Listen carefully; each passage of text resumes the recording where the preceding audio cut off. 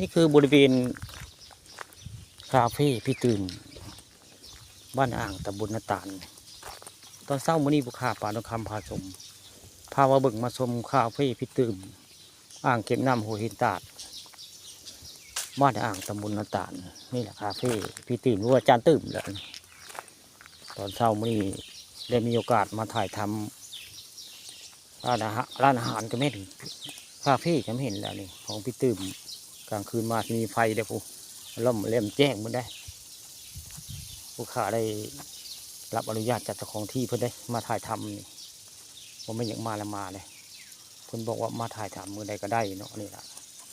ใครอยากมาเที่ยวมาชมมากินร้านอาหารคาเฟ่พี่ตื่มมาได้คักได้ต้นไม้ร่มรื่นเรียกคักเรียกไปก็มีอ่างเก็บน้ำได้อ่างเก็บน้ำหัวหินตาดบ้านอ่างตำบลนาตาดอำเภอตะโงย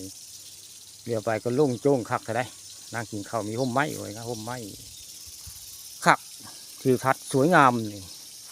ใครจะมาเที่ยวมาชมก็มาได้พี่ตื่มเรามาได้ที่นี่เนาะ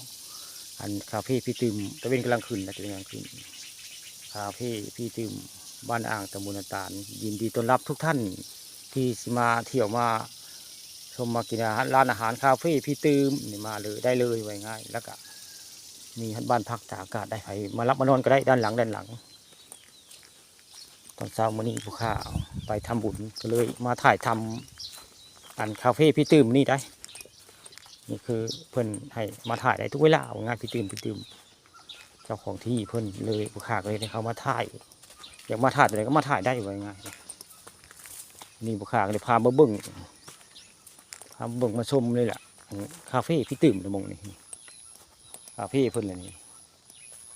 พี่ตื่มหรือว่าจานตื่มแล้วนี่ผู้ค้าบ้านต้องคำพาชมเดี๋ยวอันมงอันนั้นก็ได้มงอันบรรพักตากาศมันนี่พอมาเพิ่งมาทักทายบุคคาได้มาเพิ่นเนี่ยนี่มาพี่ตื่มมาดำเพิ่นก็วอกกระเวกได้มาเพิ่นก็ถึงก็วอกกระเวกได้มาเพิ่นก็มาพี่ตื่มกัน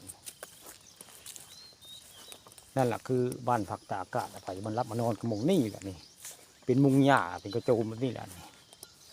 ได้บุคคาคือปีคลิปไว้พอสามี